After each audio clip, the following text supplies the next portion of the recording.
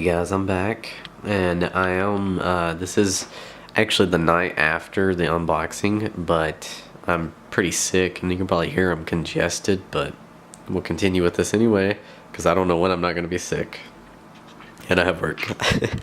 But anyways, I have the Fanatec mounted up.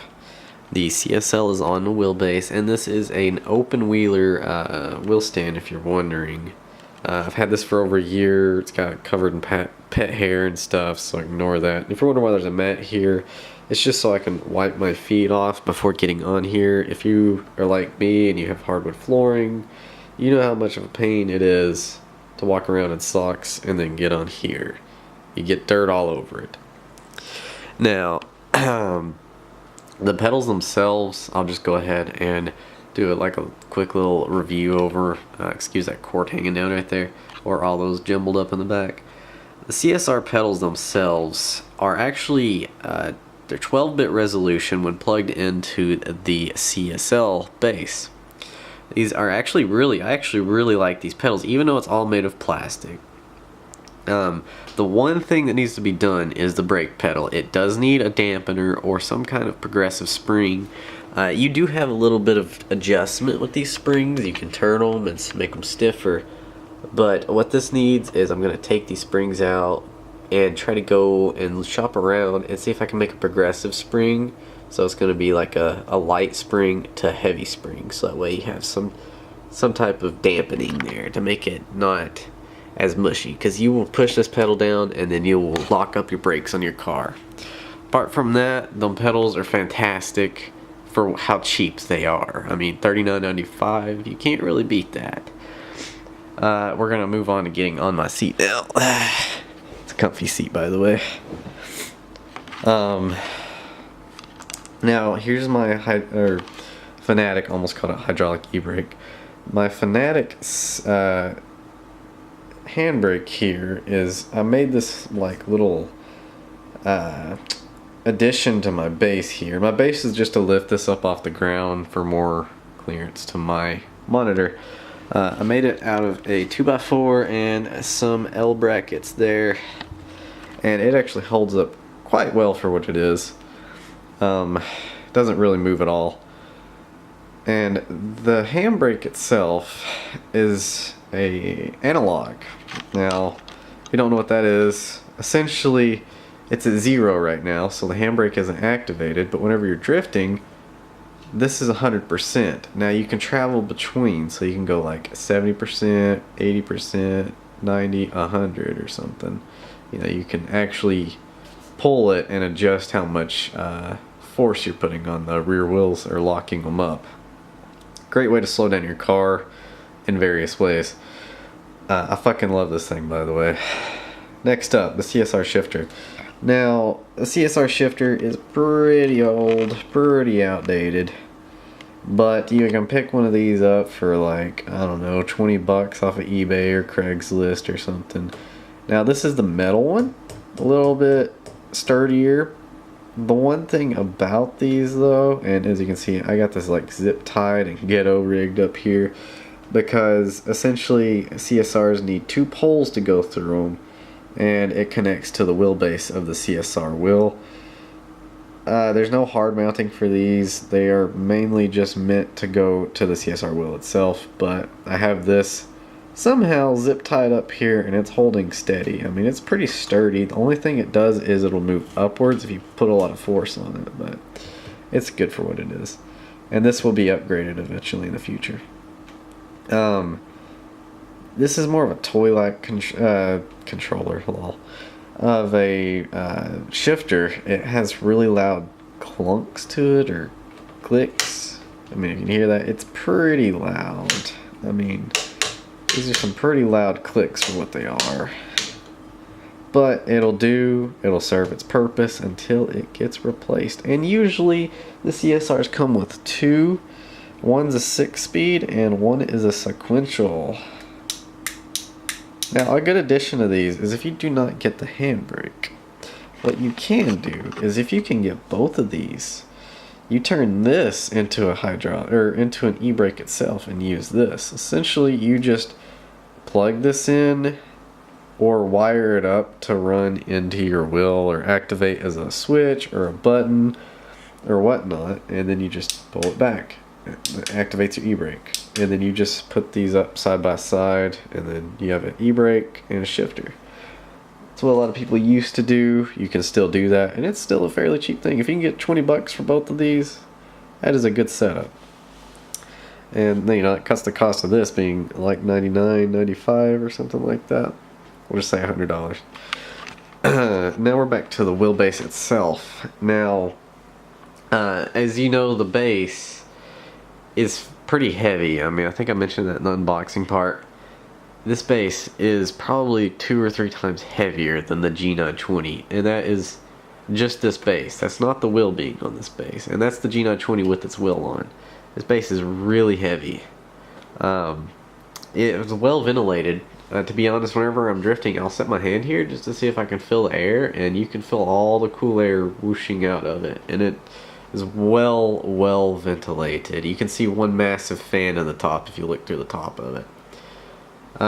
Let's see, if you know the G920, or I think even some of the older Logitechs do it as well, the paddle shifters are fairly,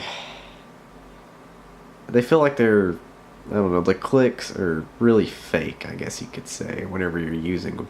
Now this has a click to it, but it is more of a genuine click, not a fake one. I mean, it feels different, but better at the same time, I guess you could say. It's not a worse feeling, it's a really nice feeling. I love these paddle shifters. I will not go back to ever using a handbrake on a paddle shifter unless I'm absolutely desperate. But if you ever do that with the steering wheel and you use the paddle as your handbrake, continue doing it. Don't give up on that. Eventually, it's like muscle memory. You'll know exactly where the steering wheel is every time, and you'll be able to hit this thing. If you're watching my old videos, you can probably hear it if I have the current microphone. Not the one I'm using for this camera, but my snowball up here. And you can actually hear all these little clicks in the background. And that's me actually hitting this, no matter where the rotation is. And that's not on this wheel, though. That's on my G920. One of the things about this base, too, is it is extremely smooth and extremely quiet. This microphone literally wants to pick everything up known to mankind, including me breathing or anything going on in my house whatsoever. It's not shock mounted or anything, so it's just a cheap snowball for now. It'll pick every sound up ever in existence. Yet this thing is so quiet, it will not pick it up. This wheel is freaking extremely quiet. Usually you can hear the belts whenever someone's on a belt driven wheel. You can kind of hear it whooshing. Like say if you're on Xbox or something, you can hear it in the microphone. You can hear their belts just whoosh, whoosh. It's a very bad sound effect of a wheel, but you guys probably know the sound. This is really quiet. It is. The only thing you can hear on my mic is my fans from my computer, and you won't even hear this. You'll hear this, even though it doesn't make hardly any sound except for a liquidy sound because there's grease and some, it's like an oil in here. You'll hear that before you hear this, and especially this thing, because this thing's just loud. A very quiet motor in this thing. The rev lights here, or the rev indicator light, if I can get my camera to focus in on here. Let me see if I can zoom in, it'll focus on. Come on. Oh, there we go. This little white strip right here is an LED light, and this is like a party light if you're a drifter. This will flash a bunch of different colors. It goes like blue, red, and green, and white and stuff. And whenever you hit the rev limiter, and you know if you're on drifting, you kind of modulate the throttle kind of near the rev limiter. This is seriously like a damn rave party light. It just goes haywire when you're bouncing off the rev limiter and drifting, and it looks so cool spinning around the wheel. It is ballers. That is fucking amazing. Now there is a speedometer here, and it's also a gear indicator. And sorry if there's blood on my finger, I've cut my hands all day. There's a rev light here, and not rev light, sorry, speedometer, and it's a gear indicator. And it does work pretty flawlessly. I haven't had any issues with it. It's actually helped me a couple of times when I was road racing. I actually didn't know what gear I was in my GT3 car, and that actually helped me out a lot, looking down at it and figuring that one out. These rev lights here don't work on Assetto Corsa, so I hate that, but you can get them to work using the Fanatec LED thingy-majiggy. It's like a download or a website you can get. I'm not too worried about it. I don't really pay attention to these, but I probably will download eventually, so I get the cool little party effect going on here as well. Now, the base itself, as I said, it was heavy, but this is also some really thick plastic. It is plastic, but it's extremely thick plastic, and it feels pretty durable for what it is. Now, onto the rim itself.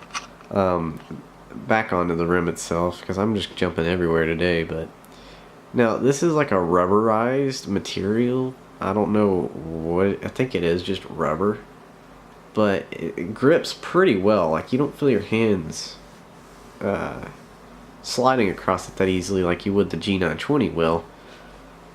It grips amazingly. If you're a racer, this feels awesome. The only thing is, it's perfect for me because I have small hands. I'm not a very big person. The amount of grip I can get through here is perfect for me, but if you're a bigger person with big hands, this may be an uncomfortable wheel for you, just depending on how you play. So keep that in mind if you're thinking about buying one of these. The metal is quite nice on here with the brushed aluminum to it. Beautifully done. One thing about when you're drifting is this. Now, this is the awesome party light and everything else, cool and everything known to man with this. But whenever you're drifting and you let the wheel glide through your hands, it kind of squeaks when you go over this. It's like glass. Your hands will squeak on it, and your hands kind of catch it every now and then. So, it is kind of a drawback, but it happens. It's there. I mean, you can still drift extremely well with that. It's not like it's going to affect you a whole lot. But, I mean, that's really all I've got to say. This wheel is just beautiful. And I don't know, I would never go back to Logitech. I would stay with this thing forever. It's my soul. Not really. I'd upgrade to like a CSW or something if I had to. But I love the Fanatec line now. Never going to go back to anything else. I will post a link to the Fanatec website, and you guys can piece together the same build if you're looking to get something similar. Now, if I took off the handbrake, my total in all of this would probably be like, I think like $470 maybe after shipping, which really is not bad. And like I said, you can just get the 2 CSR shifters and make one on the e-brake and make one of them the shifter itself, and that works quite well. But if you're looking at Fanatec line, this is a pretty cheap and inexpensive way to go. Like I said, the only thing they're going to need modification are those pedals and something to do with the shifter. But if you're looking to be kind of cheap with anything, you're looking at having to do some work for stuff, as you can see with my setup here. But